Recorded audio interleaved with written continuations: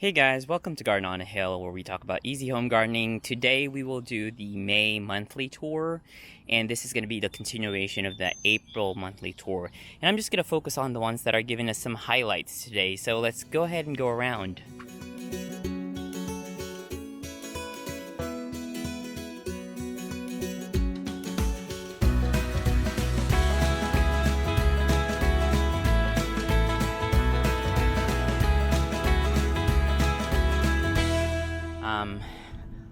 Let's start here at the vegetable garden first. I know you saw those garlics last time. No progress, so I'm not going to focus on them. But see, these Florida broadleaf mustards are going to be bolting soon. As you can see, they have bolts already. So we're going to be harvesting this soon. Anyway, all of my shorter vegetables, which when I mean short is the ones that don't trellis up, are already planted. As you can see, there's still a lot of containers out there. Crap. But not cleaned up yet. These are the eggplants. The Nagasaki eggplants have been planted, and these are like 5 different eggplants. There's a Whopper, there's a white, there's a Shiku, there's an early long. I'm sorry. Something got caught in my throat.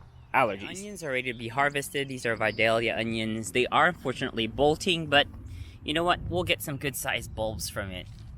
I mean, there's one right there. So anyway, so all the peppers have been planted. This year I'm trying about like 6 different kinds of peppers, but what's in here currently are some store-bought peppers, and then some ones that I grew. This is a shishito pepper. So we'll do some, again, Italians and Asian varieties this year.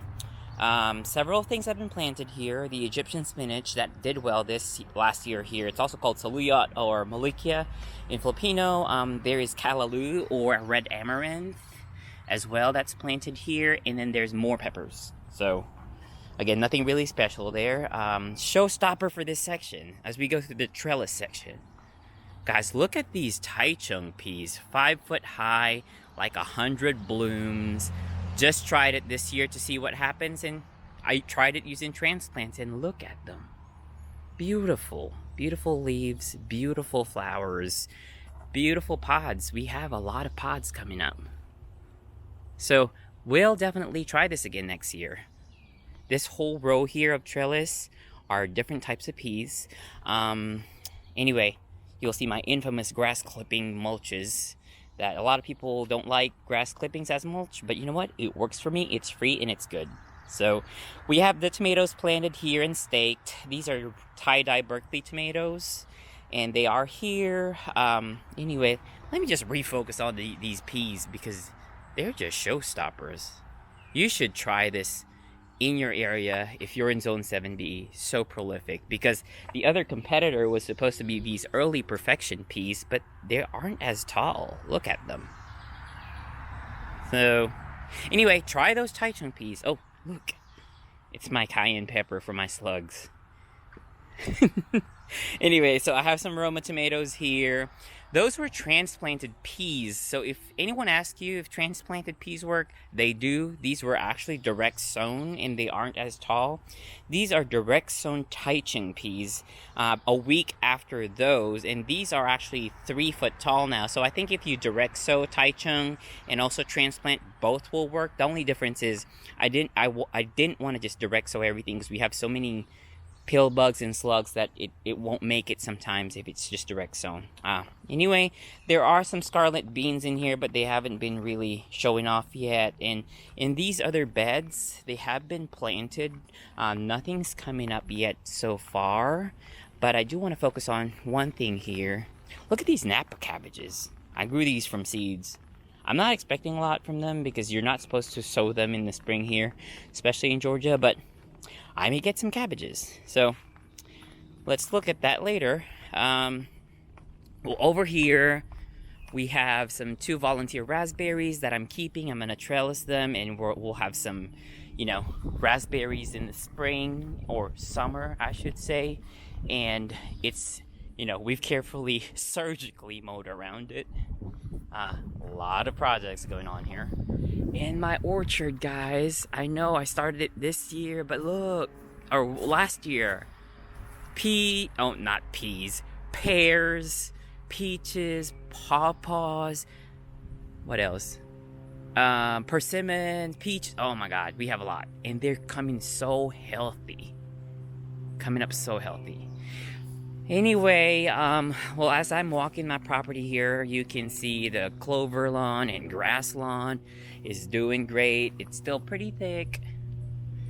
Still pretty intermingled. This is how your May garden should look like. It's not going to be as lush as your February or your April. It's starting to thin down, but this will last right around about June. They're still going to look like this, a little browner.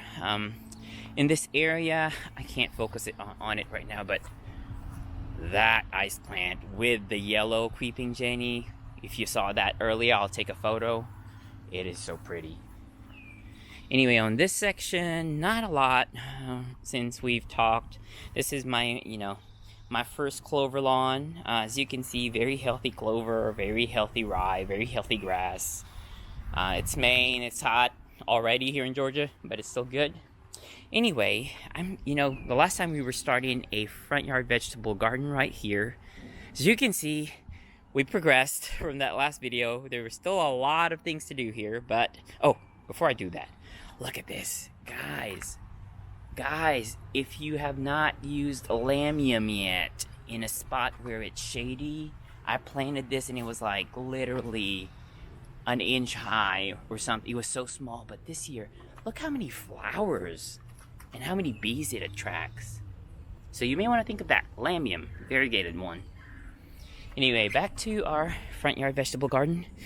On this bed, radishes again for the second time. These are champion radishes.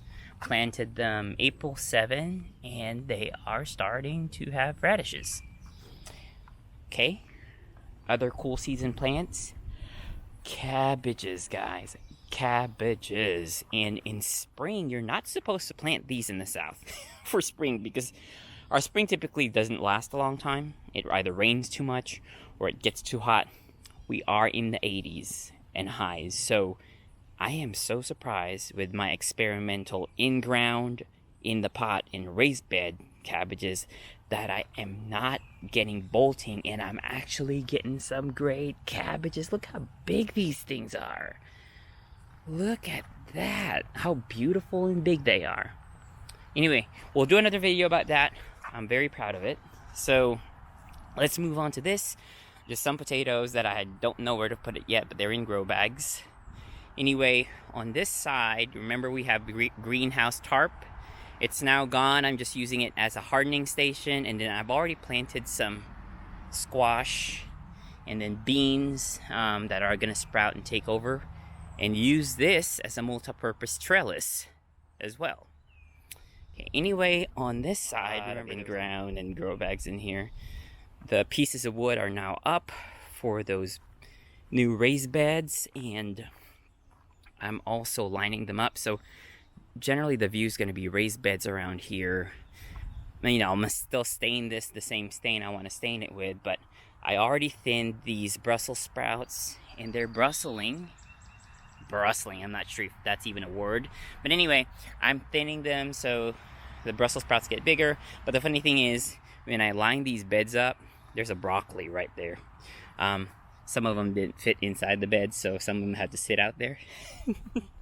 But it's gonna be, a summer bed anyway later on. So just showing you how work in progress looks like. Look at this, by the way.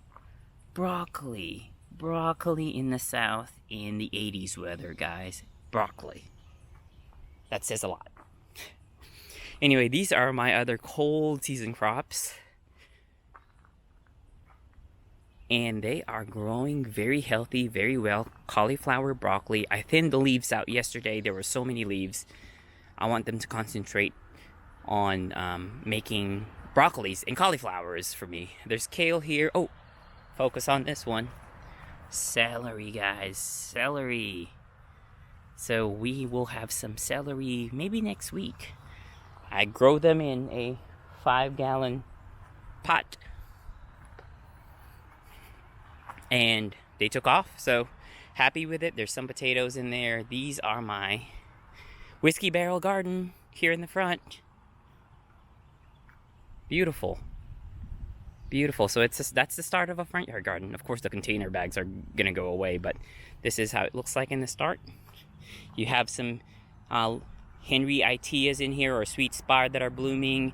The whiskey barrels are filled with corn, and I'm gonna add more whiskey barrels in here. Oh, by the way, this is a Baptisia I planted in December. Look at it. Isn't that crazy? Typically these things take a lot of time to grow back, but it's growing and has a lot of blooms. A lot of blooms. So excited about that. Highlights here in the front since I cleaned. No, there's actually some things that are blooming.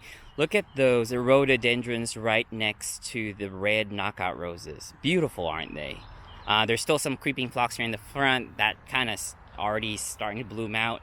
But I lost a lot of perennials here in the front because of squirrels, so I'm planting annuals and some perennials back. If you can see here, I have some of these crazy tunia terracottas and then these phenomenal lavenders in between. So I'm going to have some pinks and blues right next to each other. Well, hopefully lavender kind of, sets flower. We'll see. Anyway, there's still some annuals and perennials coming up. Gladiola, zinnia, sunflowers coming here, but they haven't come up yet. But guys, this is a showstopper. Beautiful. And this rhododendron, I thought I'm gonna lose this year, still hanging on after 5 years. There used to be a tree here where they were under a tree. Rhododendrons don't like full sun. These are in full sun, so that's why I actually have this tree in the middle, a loquat tree, to shade them later on as it grows. But anyway, that's the showstopper here.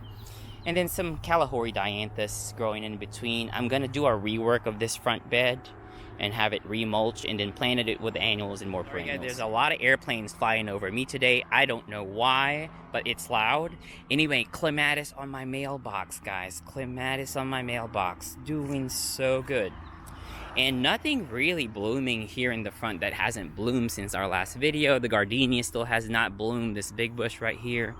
We're losing some of the salvias and some of the spiderworts that have bloomed. There's a lot of blues and yellows in this area. There are some elephant garlics that are about to bud here or bloom. Some sedums haven't come up. The yarrow is going to be the next one. Those are red yarrows, and planted them last year, but look how healthy they are. So you still have some of those salvias that you can see. The irises have already passed their prime last week, with some of the yellows and the whites coming away. This is still a work in progress bed, but I am loving how it's becoming more of a meadow style garden where it's just more natural. Beautiful. Anyway, that is pretty much it. Oh, I'm gonna take you to a quick secret garden there at the back. I moved all my roses to a secret garden over at the very back end of my property facing the road. I didn't have a place for all these roses I removed from the side of my house last time, and just randomly transplanted them. And they are the prettiest things. Look, they came back. Isn't that amazing? Isn't that amazing? And they're blooming so well. So anyway, that is it. That is my update. Oh, that's my neighbor's house for the Home tour. As you can see, all these trees again are blooming.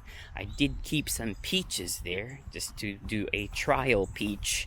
If it does give some good peach, even though it hasn't established yet. Hopefully it doesn't die. But that is the tour of the garden for May. And that has been the progress. So if you like this page, if you like hearing from my updates, please subscribe to this channel. And also like this video and hit that bell button so anytime I upload something, you get updated. See you later. Bye.